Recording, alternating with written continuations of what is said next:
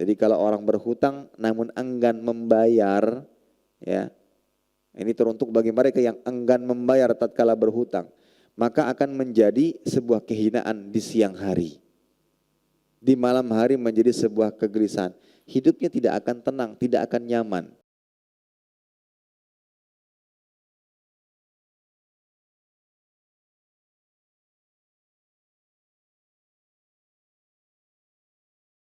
Bismillahirrahmanirrahim. Assalamualaikum warahmatullahi wabarakatuh. Innal hamdalillah nahmaduhu wa nasta'inuhu wa nastaghfiruhu wa nastahdihi wa natubu ilaih wa na'udzu billahi min shururi anfusina wa sayyiati a'malina. Man yahdihillahu fala mudilla lahu wa man yudlilhu fala hadiya lahu. Asyhadu an la ilaha illallah wahdahu la syarika lahu wa asyhadu anna Muhammadan abduhu wa rasuluhu la nabiyya wa la rasula ba'dah. Qala Allah azza wa jalla ya ayyuhalladzina amanu ittaqullaha haqqa tuqatih wa la tamutunna illa wa antum muslimun. Ya ayyuhan nasu ittaqu rabbakumul ladzi khalaqakum min nafsin wahidah wa khalaqa minha zawjaha wa batha minhuma rijalan katsiran wa nisaa'a. واتقوا الله الذي تساءلون به والأرحام إن الله كان عليكم رقيبا. يا أيها الذين آمنوا اتقوا الله وقولوا قولا سديدا يصلح لكم أعمالكم ويغفر لكم ذنوبكم ومن يطع الله ورسوله فقد فاز فوزا عظيما. أما بعد فإن أصدق الحديث كتاب الله وخير الهدي هدي محمد صلى الله عليه وسلم وشر الأمور محدثاتها فإن كل محدثات في الدين بدعة وكل بدعة ضلالة وكل ضلالة في النار عياذا بالله من النار. Para hadirin sekalian, Bapak Ibu saudara-saudari kaum muslimin dan muslimat rahimani wa rahimakumullahu taala. Alhamdulillah senantiasa kita panjatkan rasa syukur kepada Allah tabaraka wa taala atas segala limpahan nikmat dan karunia yang Allah Jalla wa Ala berikan kepada kita. Salawat dan salam senantiasa selalu kita berikan kepada Nabi kita yang mulia Nabi Muhammad sallallahu alaihi wasallam beserta kerabat beliau, para sahabat dan orang-orang yang senantiasa terus-menerus berada di jalannya sampai hari kiamat kelak. Para hadirin sekalian rahimani wa rahimakumullahu ta'ala, semoga Allah ta'ala senantiasa menjaga kita, memberikan taufik kepada kita dalam ketaatan dan amal ibadah. InsyaAllah pada kesempatan kali ini kita kembali melanjutkan pembahasan kitab Muharraman Istahana biha katsirun minan nas, dosa-dosa yang banyak disepelekan oleh manusia, yang ditulis oleh Fadilatul Syekh Muhammad Shalih Al-Munajjid hafizahullahu ta'ala. Dan pada kesempatan kali ini kita akan mempelajari atau membahas sebuah dosa, dan dosa ini sebagaimana judulnya adalah dosa yang banyak disepelekan oleh manusia, yaitu berhutang namun enggan melunasinya. Jika ingin berhutang maka dia akan menjadi sosok manusia yang paling baik, yang paling murah senyum, yang paling berakhlak mulia ketika ingin berhutang. Namun ketika ditagih, dia menjadi orang yang paling galak di dunia. Yang kadang yang ditagih lebih galak dibandingkan yang berhutang. Seakan-akan yang berhutang ini seperti mengemis-ngemis, atau seakan-akan dialah yang menjadi tersangka utama. Datang menagih, Pak bayar, Bu bayar. Nah seakan-akan yang datang menagih hutangnya ini dialah sebagai pelaku dan sebagai tersangka. Padahal pelaku dan tersangka utama adalah yang ditagih, karena dia berhutang dan enggan untuk membayarnya. Para hadirin rahimani wa rahimakumullah ta'ala, jadi yang akan kita bahas saat ini adalah terkait dosa ini. Sebenarnya dari judulnya saja tentu ini adalah perbuatan tidak terpuji, perbuatan yang sangat tercela. Namun di antara faedah kita mempelajari dan mengulanginya adalah sebagai bentuk penekanan. Sebagai bentuk penekanan bagi semuanya, terlebih lagi ketika disebutkan nantinya dalil-dalil tentang haramnya dan berdosanya seorang, semangat dalam berhutang namun berusaha melarikan diri ketika ingin membayarnya. Nah, penulis hafizahullah ta'ala mengatakan di dalam kitab beliau, di halaman 105. Penulis hafizahullah ta'ala mengatakan, huququl ibad indallahi azimah. Wa qad yakhruju syakhs min haqqillah bit-taubah, walakin huququl ibad la manas min adaiha qabla an ya'tiya yawm la yataqadha fihi bid-dinar wala bid-dirham walakin bil hasanat was sayyi'at. Dalam pandangan Allah tabaraka wa taala, hak-hak hamba sangat besar nilainya. Seseorang bisa lepas atau bebas dari hak Allah hanya dengan bertaubat. Ketika dia berbuat dosa, berbuat maksiat, melakukan kemungkaran yang Allah taala larang, yang Allah taala haramkan, agar ia bisa terbebas dari kemungkaran dan dosa tersebut, dia kembali kepada Allah dan bertaubat kepadanya, maka insyaallah ta'ala dia akan diampuni dosa-dosanya. Akan tetapi tidak demikian halnya dengan hak antar sesama manusia yang belum terselesaikan di dunia. Kelak akan diadili pada hari yang utang piutang tidak dibayar dengan dinar dan dirham. Hutang piutang di dunia ketika di hari kiamat nanti tidak akan bisa dibayar dengan dinar dan dirham, melainkan dibayar dengan pahala ataupun dosa. Sebagaimana yang disebutkan oleh Nabi sallallahu alaihi wasallam dalam sebuah hadis, "Adz-dzulmu thalathatun, fa dzulmun la yatrukuhu Allah, wa dzulmun yughfaru, wa dzulmun la yughfaru, wa amma adz-dzulm alladhi la yughfar fasyirku la yaghfirullah, wa amma adh-dhulmu alladhi yughfar fa dhulmul 'abd fima bainahu wa baina rabbih, wa amma adh-dhulmu alladhi la yutraq fa dhulmul 'abdi fayaqtassu Allah ba'dahum min ba'd. Hadis ini dikeluarkan Imam Abu Daud At-Tayalisi dalam musnadnya. Nabi SAW mengatakan kezaliman ada 3 macam, yaitu kezaliman yang tidak Allah Ta'ala biarkan, kezaliman yang diampuni, dan kezaliman yang tidak diampuni. Kezaliman yang tidak diampuni tentunya adalah kesyirikan. Allah Ta'ala tidak mengampuni kesyirikan. Maksudnya adalah ketika seorang meninggal dunia dalam keadaan syirik.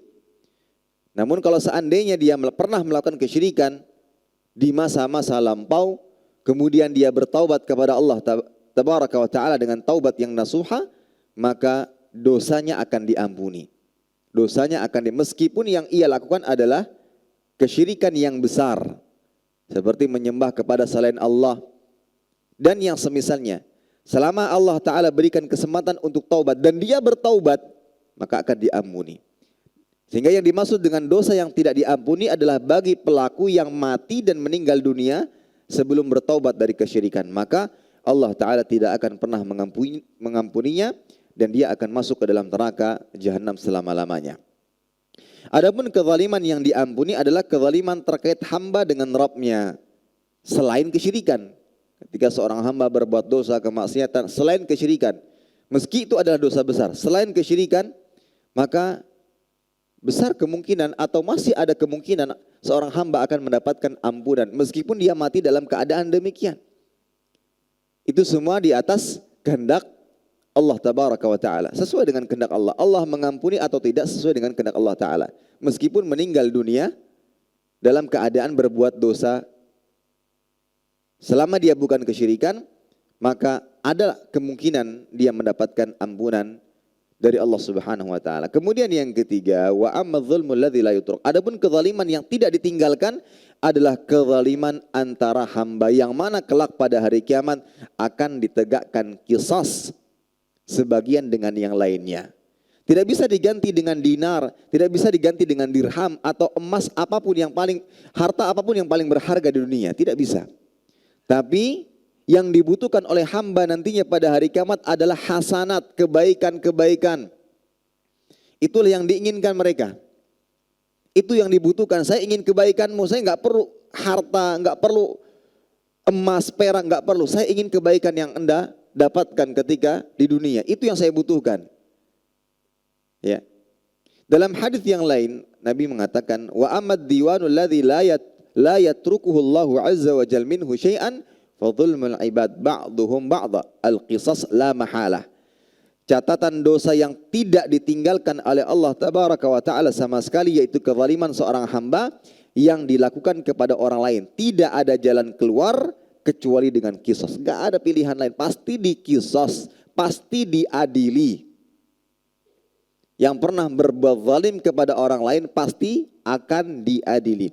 Oleh karena itu Sufyan Ats-Tsauri berkata dengan menunjukkan sebuah harapan, in laqita Allah Ta'ala bisab'ina dhanban fima bainaka wa bainallah Ta'ala ahwanu 'alaika min an talqahu bidhanbin wahidin fima bainaka wa bainal ibad. Apabila engkau bertemu dengan Allah membawa 70 dosa antara engkau dengan Allah, itu lebih ringan. Mengapa? Selama kita di atas tauhid, menjaga tauhid, akidah, Allah Ta'ala Maha Pengampun. Dengan kehendaknya bisa saja Allah Ta'ala hapus seakan-akan dia tidak pernah berdosa sebelumnya. Bisa saja. Sebagaimana riwayat yang mengisahkan tentang hadits bitaqah. Ketika seorang hamba ditampakkan catatan amalnya, ternyata catatan keburukannya begitu banyak. Ketika dibuka catatan amalnya, dia menjulur sejauh mata memandang. Saking banyaknya. Sampai-sampai dia mengatakan, binasa sudah. Ternyata dengan rahmat dan kasih sayang Allah tabaraka wa ta'ala dia diselamatkan. La zulma alaikal yaum. Tidak ada kezaliman atasmu saat ini. Dengan tauhidnya. Dengan tauhidnya. Maka meskipun dosa begitu banyak yang kita bawa tatkala menghadap Allah Ta'ala, selama dosa itu antara hamba dengan Allah, yang mungkin saja, bukan berarti kita meremehkan dosa kepada Allah Ta'ala, tidak. Masih ada kemungkinan Allah Ta'ala langsung memberikan ampunan. Itu lebih ringan dibandingkan engkau bertemu dengannya dengan satu dosa antara engkau dan hamba yang lainnya. 70 dosa tadi antara hamba dengan Allah Tabaraka wa Ta'ala itu lebih ringan. Kenapa? Allah Ta'ala Maha Pengampun. Ketika seorang hamba meminta ampun kepada Allah Tabaraka wa Ta'ala, Allah Ta'ala Maha Pengampun. At-taibu minadz-dzanbi kaman la dzanba lah. Ketika di dunia seorang hamba banyak berdosa, kemudian dia bertobat kepada Allah Tabaraka wa Ta'ala, Allah akan hapus. Allah akan hapus. Namun kalau seandainya dosa yang dilakukan ada hubungan dengan manusia, ya, kemudian dia mengatakan, mohon maaf, ini nggak bisa diselesaikan di sini. Nggak bisa diselesaikan di persidangan dunia. Kita selesaikan di persidangan akhirat. Terus bagaimana? Ya. Karena yang dibutuhkan di akhirat nanti bukan harta benda, tidak. Yang dibutuhkan amal kebaikan. Itulah yang dikatakan oleh Sufyan Ats-Tsauri rahimahullah ta'ala. Maka ketika seorang menzalimi orang lain, dia akan mendapatkan masalah besar. Ya. In kana lahu amalun salihun ukhidha minhu biqadri mazlamatihi wa illam takun lahu hasanat ukhidha min sayyiati sahibihi fa humila alaih. Ya. Seandainya ia mempunyai amal saleh, maka amal salehnya akan diambil sesuai dengan kadar kezalimannya. Apabila tidak mempunyai kebaikan, maka keburukan-keburukan orang yang dizalimi akan diambil dan dipikul kepadanya. Dan ini ya sebuah bencana dan kebangkrutan pada hari kiamat nanti. Ketika seorang punya harta, memiliki pahala, tetapi harta itu diambil oleh orang yang dizalimi. Dan ini sesuatu yang menyakitkan. Kadang, kenapa orang bisa menzalimi orang? Itu berawal dari kebencian, ketidaksukaan, yang pada akhirnya dia berbuat zalim kepada orang lain. Bayangkan, kebaikan-kebaikan, pahala-pahala yang selama ini dia kumpulkan, diambil, direnggut oleh orang yang dia benci ketika di dunia. Sangat menyakitkan. Orang ini kadang berbuat zalim kepada orang lain itu karena kebencian, berawal dari kebencian. Saya benci dengannya. Akhirnya apa? Diganggu, diusili, dicaci maki gitu. Akhirnya di hari kiamat dibalas. Pahala-pahala yang selama ini dia kerjakan, dikumpulkan, diambil oleh orang yang dia benci ketika di dunia. Kalau seandainya pahalanya habis, maka keburukan orang yang dia benci akan beralih kepadanya. Ini masalah besar bagi orang yang berbuat kezaliman ketika di dunia. Baik, kemudian dilanjutkan mengenai hak antar sesama manusia. Allah Ta'ala berfirman, Innallaha ya'murukum an tu'addul amanati ila ahliha. Sungguhnya Allah menyuruh kamu menyampaikan amanah kepada yang berhak menerima. Di sini Allah Ta'ala memerintahkan kita untuk menunaikan hak atau menunaikan amanah yang diberikan kepada kita. Apa yang dimaksud dengan amanah? Syekh Salim bin Aid Al-Hilali rahimahullah menjelaskan, amanah itu adalah sebuah perintah menyeluruh dan mencakup segala hal berkaitan dengan perkara-perkara yang dengannya seseorang terbebani untuk menunaikannya atau ia dipercaya untuk menjalankannya. Atau dalam bahasa lainnya, amanah adalah menjalankan sesuatu sesuai dengan kesepakatan. Mengerjakan sesuatu sesuai dengan kesepakatan. Baik, bagaimana kesepakatan antara A dan B, kesepakatannya adalah demikian. Maka merupakan bentuk amanah. Keduanya adalah ketika mereka menjalankan apa yang mereka sepakati bersama. Dan khianah adalah menyelisihi kesepakatan tersebut. Dan beliau mengatakan amanah ini berlaku dalam memenuhi hak Allah Ta'ala dan manusia. Kita juga memiliki amanah dari Allah Tabaraka wa Ta'ala untuk senantiasa taat, menjalankan perintah dan menjauhi larangan. Dan salah satu bentuk pengkhianatan kepada Allah Ta'ala adalah berbuat maksiat. Dan begitu pula dalam menjalankan atau memberikan hak-hak manusia. Nah, ini para hadirin rahimani wa rahimakumullah. Taib. Di antara masalah yang banyak terjadi di tengah-tengah masyarakat adalah gampang berhutang. Ironisnya, sebagian orang berhutang tidak karena kebutuhan mendesak, tapi untuk memenuhi kebutuhan luks. Maksudnya, ya agar terlihat terlihat memiliki harta. Ya. Dia berhutang itu biar terlihat orang-orang yang berkemampuan. Itu saja tujuannya. Atau berlomba dengan para tetangga, berlomba-lomba. Yang sana mobil baru gonta-ganti, masa saya tidak bisa? Mobil baru nih Pak? Iya, mobil baru, murah DP-nya. Nah, jadi saking menjadi sesuatu hal yang biasa, ya, menjadi sesuatu hal yang biasa. Bunganya kecil kok. Tidak lagi mempedulikan apakah ini transaksi yang dibenarkan dalam syariat Islam ataukah tidak. Yang dia lihat adalah DP-nya kecil, bunganya kecil, dan semisalnya. Tidak lagi mempedulikan ini halal tidak, transaksinya boleh apa tidak. Ya. Ketika sudah merasa bosan, ganti lagi. Dan begitu pun tetangganya merasa terdorong untuk melakukan hal yang sama. Dia saja bisa, masa saya tidak? Akhirnya berlomba-lomba. Dan kekayaan yang terlihat itu semua berdasarkan hutang. Nah, ini yang sering kali terjadi. Misalnya untuk membeli mobil model baru, perkakas rumah tangga, atau berbagai kesenangan lainnya yang bersifat duniawi dan fana. Sebagian orang tak segan-segan membeli barang-barang secara kredit yang sebagiannya tidak lepas dari syubhat atau sesuatu yang haram. Mudah dalam berhutang atau menyeret seseorang akan menyeret seseorang pada kebinasaan, menunda-nunda pembayaran.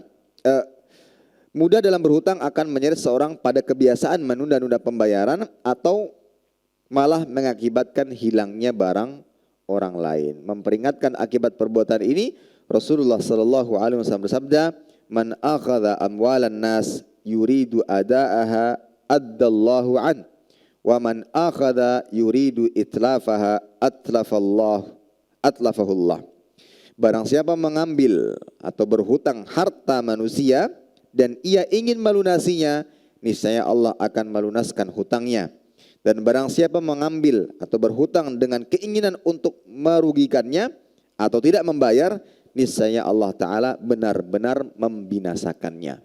Baik para hadirin rahimani wa rahimakumullah ta'ala, hukum asal berhutang boleh jika didasari dengan adanya kebutuhan. Kebutuhan, kalau tidak berhutang dia tidak bisa memenuhi kebutuhannya. Hukumnya boleh. Hanya saja apabila ia berhutang dengan tujuan dan niatan bukan untuk kebutuhan, tapi tadi biar dipandang berkemampuan. Ingin berlomba-lomba siapa yang paling wah hidupnya. Kemudian tidak ada niatan untuk membayarnya. Ya, tidak ada niatan untuk membayarnya. Maka ini menjadi sebuah dosa. Dan bahkan bisa menjadi dosa besar. Kenapa? Karena di dalamnya terdapat ancaman. Allah Ta'ala akan membinasakan orang yang berhutang namun tidak ingin membayarnya. Adakah jenis manusia yang seperti ini Ustaz? Ada. Memang dari awal sudah diniatkan. Bukan karena keadaan tertentu, faktor ekonomi, sulit mendapatkan uang. Bukan, memang dari awal itu sama sekali tidak ada niatan untuk membayar. Dari awal memang demikian. Terlihat dari alasan-alasan yang dibawa-bawa, yang disampaikan, oh, saya seperti ini, seperti ini. Ternyata tidak demikian. Ya, ada yang memang manusia-manusia seperti ini berhutang, tapi sama sekali tidak ada niatan untuk membayarnya. Ya, tidak ada niatan untuk membayarnya. Salah satu contoh, ya, ini mungkin jangan dijadikan kebiasaan ketika bersama teman, kemudian sama-sama ingin membeli sesuatu. Berawal dari apa? Aku kan ada duit halus nah. Pinjam duit dipkam dulu. Ada sebagian yang terbiasa dengan yang seperti ini. Gak ada uang kecil, anak ketinggalan uang atau apalah. Anak minjam 10.000 dulu deh. Tapi sama sekali tidak ada niatan untuk membayar. Ketika 10.000 tadi, adakah sudah? Umak itunya lawan kawan. Ada yang sebagian yang seperti ini. Ini memang dari awal dia minjam 10.000 bahkan 5.000 atau mungkin lebih kecil. Memang tidak ingin membayar. Nah, ini tidak boleh. Bukan masalah besar kecilnya. Tapi ketika seorang niat bayar atau ingin berhutang tapi tidak niat membayar. Ini termasuk bagian dari perbuatan dosa. Dan diancam dengan kebinasaan. Allah Ta'ala akan membinasakan orang-orang yang suka menunda-nunda padahal mampu. Padahal mampu. Atau bahkan tidak ingin membayarnya. Kan sering fenomena seperti ini. Di luar-luar sana ketika berhutang menjadi orang yang paling berakhlak mulia. Namun ketika ditagih ya, menjadi orang yang paling galak. Ya. Baik, para hadirin rahimani wa rahimakumullah ta'ala. Kemudian beliau mengatakan banyak orang meremehkan soal hutang piutang. Mereka menganggapnya masalah sepele. Padahal di sisi Allah hutang piutang merupakan masalah yang besar. Bahkan seorang syahid yang memiliki berbagai keistimewaan yang agung, pahala yang besar, dan derajat yang tinggi tidak lepas dari urusan utang piutang. Lihat, kita ketahui bahwa berjihad di jalan Allah Ta'ala itu merupakan puncak keislaman. Wadhirwatu sanamihi al-jihad. Puncak keislaman itu ada pada jihad di jalan Allah Subhanahu wa Ta'ala. Puncak keislaman pada jihad jalan Allah Ta'ala. Sehingga ketika orang berjihad, rela mengorbankan harta, tenaga, bahkan nyawa. Merupakan sesuatu yang berat ketika harus meninggalkan anak dan istri. Yang punya kerjaan yang sifatnya harus safar, dinas. Dan ia adalah sosok suami yang sayang kepada istri, ayah yang sayang kepada anak. Berat sekali meninggalkan anak-anak di rumah. Harus safar. Sebagian para asatidzah harus safar untuk berdakwah.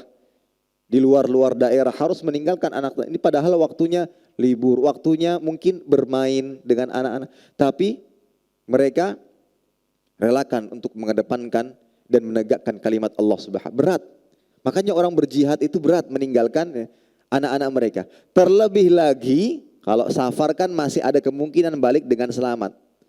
Ya, besar kemungkinan. Tapi kalau berperang Ini hubungannya dengan nyawa. Gitu. Makanya amalan yang mulia ini besar sekali pahalanya. Ketika mereka mati syahid nggak perlu dimandikan, dikuburkan langsung. Dan mereka akan mendapatkan keutamaan dan kemuliaan begitu besar insya Allah tabaraka wa ta'ala. Tapi kalau meninggal dunia masih menyisakan hutang, apa ancamannya? Dalil yang menegaskan hal tersebut sabda Rasulullah sallallahu alaihi wasallam diriwayatkan Imam An-Nasa'i, subhanallah. Rasulullah sallallahu alaihi wasallam sabda, subhanallah, madza anzalallah minat tasydid fid dain walladzi nafsi biyadihi law anna rajulan qutila fi sabilillah thumma uhyiya thumma qutil thumma uhyiya thumma qutil wa alaihi dainun ma dakhala al jannah hatta yuqda anhu dainuhu. Maha suci Allah, betapa keras apa yang diturunkan oleh Allah Ta'ala dalam urusan hutang piutang. Ini ancaman tegas, keras untuk orang-orang yang bermudah-mudah dalam berhutang namun enggan untuk membayar. Demi zat yang jiwaku berada di tangannya, Nabi SAW tidaklah bersumpah dengan sesuatu dalam menyampaikan sebuah perkara, melainkan perkara yang sangat penting. Perkara yang sangat penting, demi zat yang jiwaku berada di tangannya. Seandainya seorang laki-laki dibunuh di jalan Allah, kemudian dihidupkan, lalu dibunuh, kemudian dihidupkan, mati syahid sekali saja itu sebuah keutamaan yang begitu besar. Nabi SAW menggambarkan kalau memang terjadi hidup, berperang, mati syahid. Ini sebuah keutamaan kan? Dihidupkan kembali, berperang lagi, jihad lagi, mati syahid lagi. Kemudian dihidupkan kembali, perang lagi, mati syahid lagi. Namun wa alaihi dainun, tapi dia mati meninggalkan hutang. Apa kata Nabi sallallahu alaihi wasallam? Ma dakhalal jannah. Dia belum bisa masuk surga. Belum bisa masuk surga. Hatta yuqda anhu dainuhu, sampai dibayarkan untuknya hutang tersebut. Ya. Mengerikan sebenarnya. Dan ini juga sebagai nasihat, teguran bagi yang memiliki hutang meskipun punya niat untuk membayarkannya. Untuk apa? Berusahalah dan bersegeralah untuk bisa melunasinya. Ya. Dan ini ancaman bagi mereka-mereka yang enggak mau bayar hutang, lebih-lebih lagi. Ini para hadirin rahimani wa rahimakumullahu ta'ala. Baik, kita akan menyebutkan beberapa dalil yang lain yang menjelaskan tentang ancaman bagi orang yang suka menunda-nunda apalagi tidak ingin membayar hutang. Yang pertama, keadaannya atau nasibnya menggantung, tidak jelas atau tidak pasti apakah akan selamat atau binasa kelak. Disebutkan dalam sebuah hadis diriwayatkan Imam At-Tirmidzi, Ibnu Majah dan disahihkan oleh Syekh Su'aib Al-Arnaud dalam tahqiq Musnad Ahmad. Rasulullah sallallahu alaihi wasallam bersabda, "Nafsul mu'mini mu'allaqatun bidainihi hatta yuqda an." Jiwa seorang mukmin tergantung karena hutangnya sampai hutangnya dilunaskan. Asy-Syaikh Abu Ya'la Al-Mubarakfuri rahimahullah mengatakan, qala as-Suyuti ay mahbusatun an maqamihal karim. Wa qala al-Iraqi ay amruha mawqufun la hukma laha binajatin wala halak hatta yunzar hal yuqda ma 'alaiha min ad-dain am la intaha. Asy-Syaikh Abu Ya'la Al-Mubarakfuri menjelaskan dan beliau membawakan beberapa perkataan para ulama, yaitu berkata Imam Asyuti bahwa yang dimaksud adalah orang tersebut tertahan untuk mencapai tempat yang mulia. Sementara Imam Al-Iraqi mengatakan bahwa urusan orang tersebut terhenti, tidak diapa-apakan. Sehingga tidak bisa dihukumi sebagai orang yang selamat atau binasa. Sampai ada kejelasan nasib hutangnya itu sudah dibayar atau belum. Makanya ada yang mungkin terlalu berlebihan dalam memahami orang yang berhutang nanti jadi hantu gentayangan. Enggak seperti itu ya. Hanya saja nasibnya enggak jelas, jadi kemana? Ya, terombang-ambing. Bahkan para hadirin rahimani wa rahimakumullah taala, disebutkan dalam sebuah riwayat seorang sahabat yang punya hutang tidak disolati oleh Rasulullah sallallahu alaihi wasallam. Disebutkan dalam hadis Jabir radhiyallahu taala, dia berkata, "Kana Rasulullah sallallahu alaihi wasallam la yusalli ala rajulin mata wa alaihi dainun. Fa utiya bi mayyitin fa qala a alaihi dain? Qalu na'am, dinaran. Qalu sallu ala sahibikum." Adalah Rasulullah sallallahu alaihi wasallam tidak mensalatkan laki-laki yang memiliki hutang. Lalu didatangkan mayit ke hadapannya. Kemudian beliau bersabda, apakah dia punya hutang? Beliau menjawab, atau mereka menjawab, ya 2 dinar. Berapa ya 2 dinar ya? Kalau seandainya 1 dinar disamakan dengan sekitar 30 atau 40 ribu, ya sekitar 8, enggak sampai, bukan sesuatu yang mungkin besar. Bukan sesuatu yang banyak. Maka beliau mengatakan, sallu ala sahibikum. Kalian saja yang menyolatkannya. Baik, ini bukan berarti Nabi SAW tidak mau menyolatkannya itu karena dia tidak dianggap sebagai seorang muslim, tidak. Ya, bukan berarti dia dicap sebagai orang yang tidak beriman sehingga Nabi tidak mau menyolatkan, tidak. Kenapa? Dijelaskan dalam sabda berikutnya, sallu ala sahibikum. Nabi SAW memperbolehkan para sahabat untuk menyolatkannya. Akan tapi perbuatan Nabi SAW ini sebagai bentuk peringatan kepada yang lainnya. Hendaklah tidak meninggal dunia dengan menyisakan hutang. Dan dijelaskan oleh Imam Ibnu Qayyim rahimahullah ta'ala bahwa salat Nabi Muhammad SAW adalah syafaat.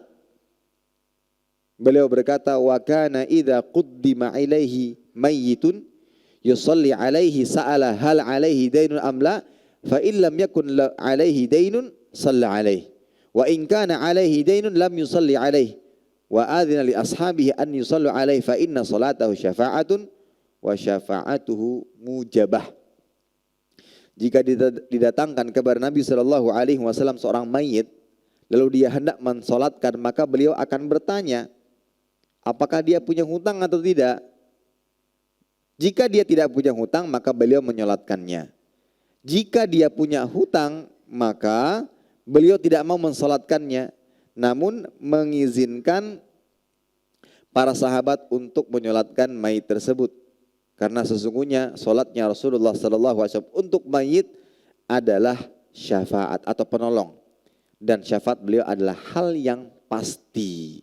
Jadi seperti sebuah teguran. Bahkan dijelaskan oleh para ulama, kadang sebagai bentuk peringatan kepada seluruh umat manusia, seorang imam ya, yang dikagumi, yang disegani ya, karena keilmuannya, boleh tidak menyolatkan seseorang yang serupa dengan yang terjadi. Dalam arti dia meninggalkan hutang sebagai bentuk apa? Teguran dan nasihat bagi yang lain. Namun bukan berarti, dan ini tentunya dilihat dari maslahat, ya, dilihat dari maslahat dan mafsadahnya. Ya.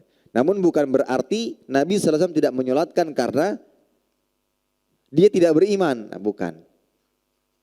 Karena salat Nabi SAW adalah syafaat, dan juga ini sebagai bentuk peringatan kepada yang lainnya agar tidak bermudah-mudahan dalam berhutang.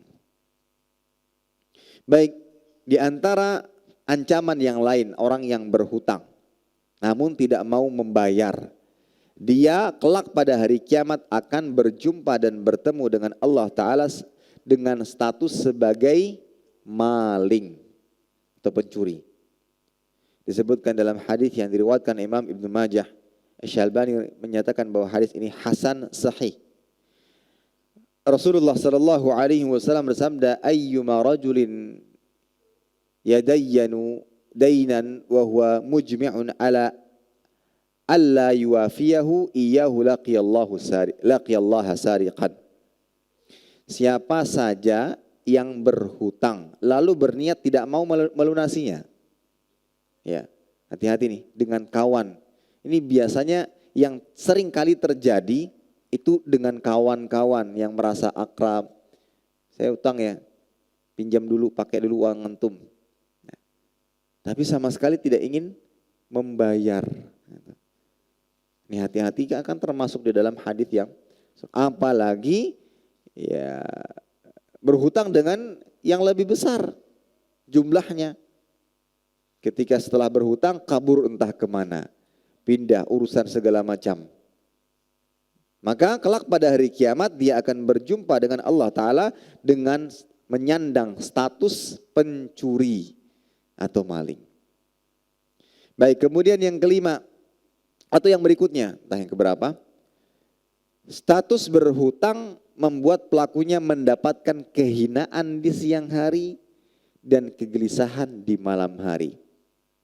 Ini teruntuk orang-orang yang berhutang tapi enggan membayar, ya. Orang yang berhutang tapi enggan membayar.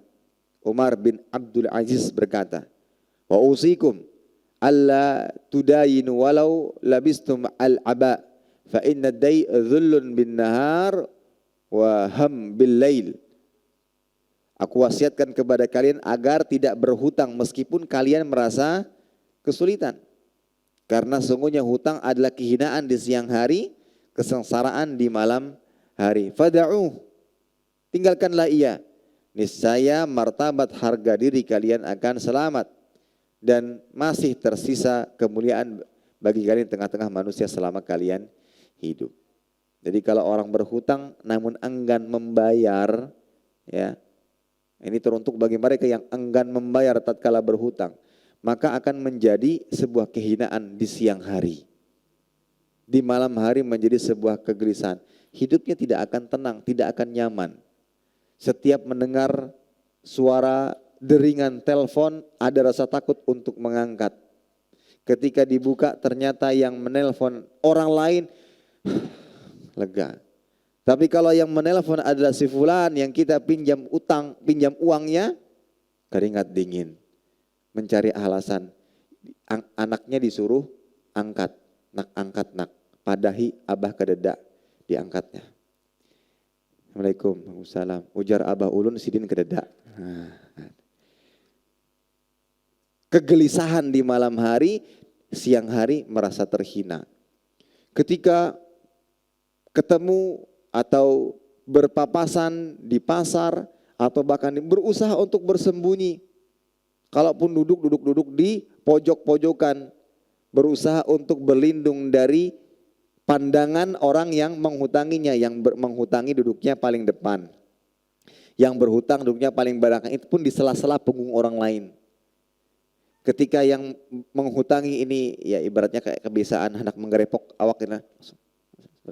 Jadi merasa terhina ketika di siang hari. Ini teruntuk bagi mereka yang berhutang tapi enggan untuk membayar.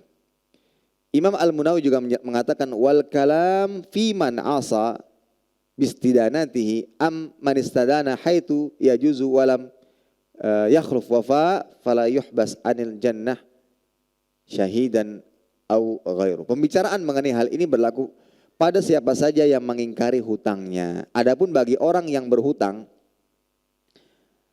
dengan cara yang diperbolehkan haitu yajuz, ya, dan dia tidak menyelisihi janjinya, maka dia tidaklah terhalang dari surga baik sebagai syahid atau yang lainnya. Ini penjelasan Imam Munawi. Jadi hadis-hadis tentang ancaman tadi itu teruntuk bagi mereka yang berhutang namun enggan untuk membayar. Karena hukum berhutang boleh, asalkan diniatkan untuk membayar. Ada hajat, ada kebutuhan, tapi diusahakan untuk segera membayarnya. Imam As-San'ani juga mengatakan wa yuhtamal anna dzalika fi man istadana walam yanwi al-wafa. Yang demikian itu diartikan bagi siapa saja yang berhutang namun tidak berniat untuk melunasinya. Jadi hadis-hadis yang dibacakan tadi ini berkaitan dengan orang-orang yang berhutang. Semangat sekali kalau berhutang, tapi enggan untuk membayarnya, ya, enggan untuk membayarnya. Ini para hadirin rahimani wa rahmakumullahu ta'ala. Ya. Kemudian juga di antara ancaman bagi yang berhutang namun enggan untuk membayar adalah sabda Nabi Shallallahu Alaihi Wasallam disebutkan dalam hadis diriwayatkan Imam Ibnu Majah dan Syekh Al-Albani rahimahullah taala mengatakan bahwa hadisnya sahih. Rasulullah Shallallahu Alaihi Wasallam bersabda, "Man mata wa alaihi dinarun aw dirhamun, qudhiya min hasanatihi laisa thamma dinarun wala dirham." Barang siapa yang mati dalam keadaan masih memiliki hutang 1 dinar atau 1 dirham, maka hutang tersebut akan dilunasi dengan kebaikan. Ya, sebagaimana hadis yang sebelumnya sudah disampaikan. Karena orang yang berhutang namun enggan untuk membayar itu sebuah kezaliman. Dan ini bentuk khianat karena dia menyelisihi kesepakatan. Yang namanya berhutang, ya dibayar. Ya. Jangan dipikir, kan ada sebagian orang yang kepikiran hutangnya, jangan dipikir, tapi dibayar. Kalau dipikir enggak lunas-lunas hutangnya, dibayar sesuai dengan kesepakatan yang ada. Kalau seandainya memang pada saat itu belum mampu untuk membayar atau melunasi sesuai dengan kesepakatan yang ada, datangi baik-baik. Pak, ulun mohon maaf, belum bisa membayar lunas sesuai dengan kesepakatan yang ada. Bagaimana solusinya Pak? Kalau seandainya aset-aset ulun harus ulun jual untuk bisa melunasi hutang pian. Jika memang pian menetapkan tanggal ini harus bayar, ulun siap. Itu tanda orang yang memang niat bayar. Berhutang karena ingin niat bayar. Nah, bisa saja dengan niat baik tersebut Allah Ta'ala balas dengan kebaikan yang serupa. Sehingga orang mengatakan hutang pian lunas. Bisa saja. Allah Ta'ala akan mudahkan. Makanya hadis tadi sebutkan, man akhadha amwalan nas yuridu ada'aha addallahu an. Barang siapa yang mengambil atau meminjam harta orang lain, namun dia ingin melunasinya, Allah akan bantu dia. Bisa saja. Allah Ta'ala Maha Kuasa. Allah membolak-balikan hati manusia. Datang kita ingin minta maaf karena lambat membayar hutang, ternyata kita membawa pulang lunas tanpa ada hutang sekalipun. Baik. Ada satu hadis lagi, para hadirin rahimani wa rahmakumullah, yang berkaitan dengan buruknya orang berhutang namun tidak ingin membayarnya, yaitu orang yang berhutang dan tidak ingin membayar ini akan menjadikan ia sebagai pendusta. Berdusta adalah perbuatan yang tercela. Innal kadhiba yahdi ilal fujur wal fujur yahdi ilan nar. Dari Aisyah radhiyallahu ta'ala anha beliau berkata, anna Rasulullah sallallahu alaihi wasallam kana yad'u fi shalah, Allahumma inni a'udzubika min adzabil qabr wa a'udzubika min fitnatil masiihid dajjal wa a'udzubika min fitnatil mahya wa fitnatil mamat. Allahumma inni a'udzubika minal ma'thami wal maghram. Faqalahu qailun ma akthar ma tasta'idzu minal maghram. Qala innar rajul idza gharim haddatsa fakadzab wa wa'ada fa akhlaf. Nabi sallallahu alaihi wasallam atau Aisyah berkata bahwasanya Nabi sallallahu alaihi wasallam berdoa. Ya, biasa berdoa dalam salatnya dengan doa, ya Allah, aku memohon perlindungan kepadamu dari azab kubur. Aku memohon perlindungan kepadamu dari fitnah Masih Dajjal. Aku memohon perlindungan kepadamu dari fitnah orang yang hidup dan orang yang sudah mati. Aku memohon perlindungan kepadamu dari dosa dan hutang. Lalu ada yang bertanya, wahai Rasulullah sallallahu alaihi wasallam, betapa seringnya engkau berlindung dari hutang? Maka beliau mengatakan, sungguhnya seorang yang biasa berhutang ketika dia bicara akan berdusta, dan jika ia berjanji akan mengingkarinya. Ini orang yang terbiasa berhutang, kebiasaan hutang, tapi tidak ada niatan untuk membayarnya. Ini para hadirin rahimani wa rahmakumullah. Dan tentunya Nabi Shallallahu Alaihi Wasallam senantiasa berlindung dari berhutang, ya, berlindung dari berhutang. Dan dijelaskan oleh para ulama ada 3 bentuk hutang yang mana Nabi Shallallahu Alaihi Wasallam berlindung darinya. Yang pertama, hutang yang dibelanjakan untuk hal-hal yang dilarang oleh Allah. Hutang yang dibelanjakan untuk hal-hal yang dilarang oleh Allah Ta'ala. Dan tidak memiliki jalan keluar untuk melunasi hutang tersebut. Kemudian yang kedua, berutang bukan pada hal yang terlarang, namun dia tidak memiliki cara untuk melunasinya. Dia berhutang, memang bukan untuk hal yang terlarang, tapi gak punya cara untuk melunasi. Nah, ini sama halnya dengan menghancurkan harta orang lain. Ya. Yang ketiga, berhutang tidak ada niatan untuk melunasinya. Nah, ini adalah orang-orang yang telah bermaksiat kepada Allah tabaraka wa ta'ala. Sehingga Nabi sallallahu alaihi wasallam berlindung dari hutang yang demikian. Namun bagi mereka yang berhutang dan berniat untuk melunasinya, jangan khawatir. Kadang ya keadaan manusia berbeda-beda. Keadaan manusia berbeda-beda, mau tidak mau terpaksa dia harus berhutang. Selama ada niatan dan usaha untuk melunasinya, maka Allah Ta'ala akan bantu. Allah Ta'ala akan bantu. Ummul Mukminin Maimunah mengatakan, kanat taddanu dainan. Faqala laha ba'du ahliha la taf'ali. Wa ankara dhalika 'alaiha qalat bala inni sami'tu an-nabiyyi wa khalili sallallahu alaihi wasallam yaqul ma min muslim yaddanu dainan ya'lamu Allahu minhu annahu yuridu ada'ahu illa addahu Allahu anhu fid dunya. Jadi ini kisah tentang Ummul Mukminin Maimunah. Dulu Maimunah Ummul Mukminin radhiyallahu ta'ala anha ingin berhutang. Lantas di antara kerabatnya mengatakan, jangan kamu lakukan itu, jangan berhutang. Ya. Sebagian kerabatnya ingin mengingkari perbuatan beliau. Lalu beliau mengatakan, iya, sungguh aku mendengar Nabi serta kekasihku, yaitu sallallahu alaihi wasallam, bersabda, jika seorang muslim memiliki hutang dan Allah mengetahui bahwa dia berniat untuk melunasi hutangnya, maka Allah akan memudahkan baginya untuk melunasi hutang tersebut di dunia. Dalam hadis yang lain dari Abdullah bin Ja'far, Rasulullah sallallahu alaihi wasallam bersabda, hadis ini diriwayatkan Imam Ibnu Majah, innallaha ma'ad-da'in hatta yaqdiya dainah ma lam yakun fima yakrahullah. Allah akan bersama memberi pertolongan kepada orang yang berhutang yang ingin melunasi hutangnya sampai dia melunasi hutang tersebut selama hutang tersebut bukanlah sesuatu yang dilarang oleh Allah tabaraka wa ta'ala. Maka hindari berhutang dari 3 jenis hutang yang disampaikan tadi.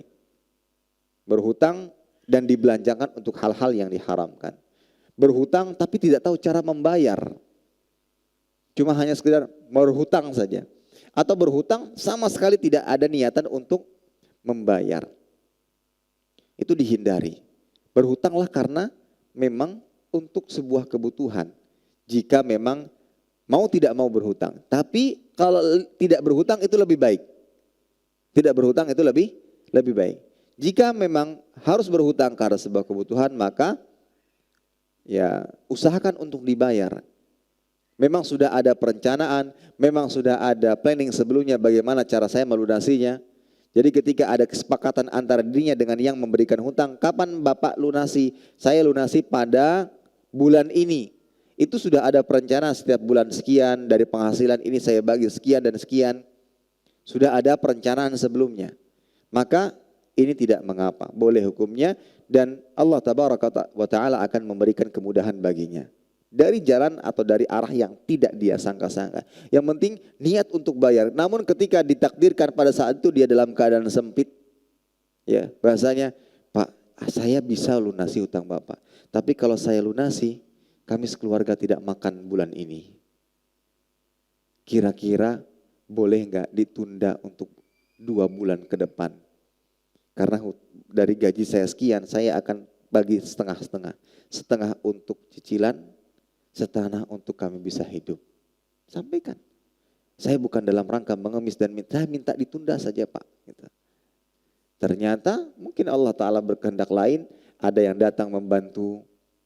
Ada yang mengatakan, Pak, Bapak nggak perlu khawatir dengan utang Bapak sudah lunas. Sudah dilunaskan oleh sahabat Bapak. Atau orang yang Bapak mungkin tidak kenal. Tapi memperhatikan. Kita nggak tahu keadaan-keadaan seperti ini. Yang penting, ya kalau memang mau tidak mau harus berhutang, niatkan.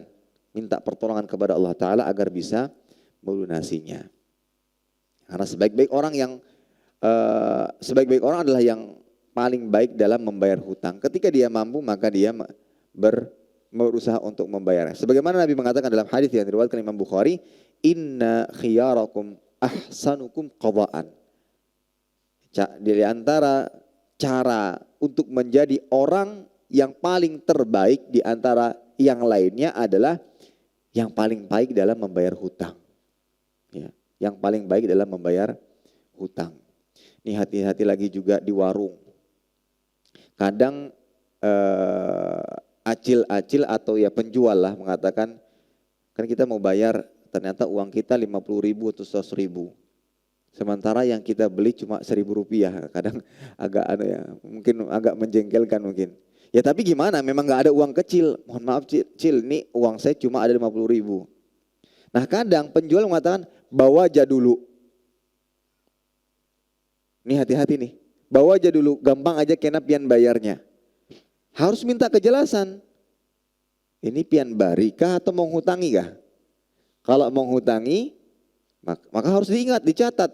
Tanggal sekian saya berhutang dengan acil 1.000 rupiah, 2.000 rupiah. Beli daun sop misalkan, atau beli apa, harus ingat. Saya pernah kejadian, saya nggak Cil, tunggu di sini, saya cari dulu. Saya keliling untuk mencari 2.000 rupiah. Karena uang saya waktu itu 50.000. Dan alhamdulillah ada supermarket, datang beli apa gitu, dapat kembalian yang kecil, saya minta yang kecil-kecil, alhamdulillah bisa kecil. Ya, harus jelas. Ya ini kan kadang kita bawa aja dulu, tapi statusnya apa nih? Hutang. Oke lah, hutang berarti jangan sampai nih bawa aja dulu, ini sudah banyak terjadi kasusnya dengan kita. Di warung sini saya disuruh bawa aja dulu 5.000. Di sini bawa aja dulu 3.000. Di sini bawa aja, lupa nyata di mana aja. Ya. Dan sangat dipastikan acilnya pun penjual pun lupa.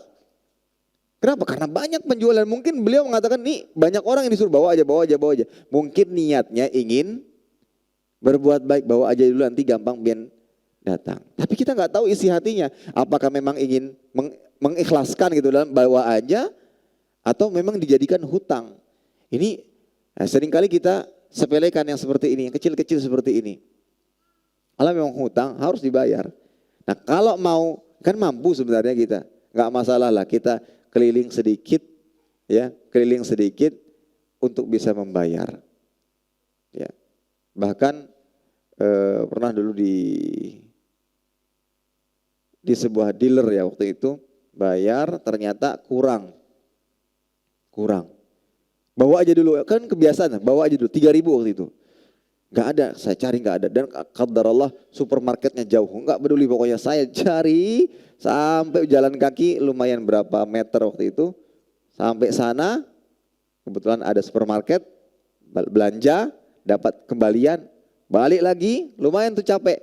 Datang, ini Pak, biar lunas, tidak ada hutang antara saya dengan Anda. Enak. Kecuali kalau bilang bawa aja ini bonus, nah enak itu. Tapi bawa aja dulu. Terus gimana? Gampang aja nanti. Nah ini kan bingung statusnya apa gitu. Ini para hadirin rahimani wa rahimah. Jangan kita remehkan perkara ini. Tapi berusahalah ketika memang itu statusnya hutang, maka berusaha untuk membayarkannya. Baik. Ada sebuah hadis Nabi SAW mengatakan, man faraqar ruh al-jasada wa huwa bari'un min thalathin dakhala jannah minal kibr wal ghulul wad dain. Barang siapa yang ruhnya terpisah dari jasadnya dan dia terbebas dari 3 hal. Sombong, khianat, dan hutang.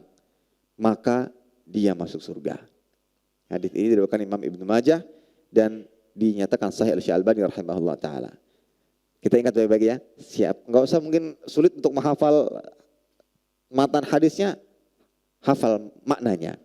Yang meninggal dunia, ruh terpisah dari jasadnya, dan dia terbebas dan terlepas dari 3 hal. Yang pertama apa? Kibr, sombong. Kedua, khianat, ghulul, khianat, berkhianat. 3, hutang, dakhal jannah, maka masuk surga. Mudah-mudahan yang ada hutang diberikan kemudahan untuk bisa melunasinya. Allahumma amin. Ini para hadirin rahimani wa rahimakumullah. Nah, itu kiranya bisa disampaikan pada kesempatan kali ini. Dan mungkin yang terakhir bagi mereka yang menghutangi. Bagi mereka yang menghutangi, ketahuilah ketika Anda memberikan kemudahan kepada mereka yang berhutang, maka Allah Ta'ala akan ringankan urusan Anda di hari kiamat nanti. Ya, mungkin setelah kita seleksi, ya enggak sembarang orang kita berikan hutang ya. Ketika kita salah seleksi, ini memang orang yang membutuhkan, dia memang memerlukan, maka kita hutangi iya. Kemudian dia sudah berusaha untuk melunasi, namun tersendat karena ada sebuah masalah, karena ada yang lain sebagainya. Ya, ada yang berhutang yang biasanya membayar 2-3 juta per bulan, ternyata karena alasan harus membiayai sekolah anak. Oh, enggak apa-apa Pak, nanti bulan depan saja. Itu akan dihitung sedekah tuh selama itu. Bulan depan, tapi dengan catatan kita tahu betul bahwa ini memang demikian keadaannya. Ya, ya memang orangnya baik. Kita tunda sampai pada titik, Pak, hutang Bapak lunas. Maka akan tercatat sedekah sebagaimana uang yang kita berikan kepadanya. Wallahu ta'ala alam bissawab. Sebenarnya pembahasan hutang ini cukup banyak, namun kita hanya terfokus kepada tadi dosa berhutang namun enggan untuk membayar, itu sebuah perbuatan dosa yang harus kita hindari. Dan ingat tadi kebiasaan kecil-kecil yang sering kali diremehkan, ketika itu hutang tetap dia masuk di dalam ancaman-ancaman orang yang berhutang namun enggan untuk membayar. Wallahu alam. Satu pertanyaan, apakah orang yang suka berhutang tapi tidak membayarnya dan banyak ada di mana-mana itu termasuk orang yang terkena gangguan setan atau jin? Dan apakah perlu diruqyah Ustadz? Karena sudah dinasihati tetap dilakukan. Apa yang dimaksud terkena gangguan jin? Apakah memang ketika mana hutang baru gitu?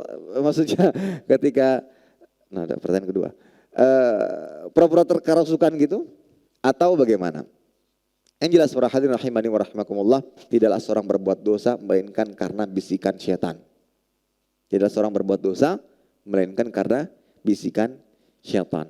Dan syaitan itu dari dua kalangan, minal jinnati wan nas. Nah, jangan-jangan ini bukan bisikan syaitan yang tidak terlihat. Jangan-jangan ini adalah bisikan syaitan manusia. Atau jangan-jangan orangnya sendiri yang memiliki sifat syaitan. Syaitan itu bukan makhluk, syaitan itu sifat. Sifat yang jauh dari ketaatan dan rahmat. Itu syaitan. Makanya syaitan bisa dari kalangan jin dan manusia. Apakah perlu diruqyah? Ya sebenarnya dinasihati. Nasihati agar lebih mendekatkan diri kepada Allah Ta'ala.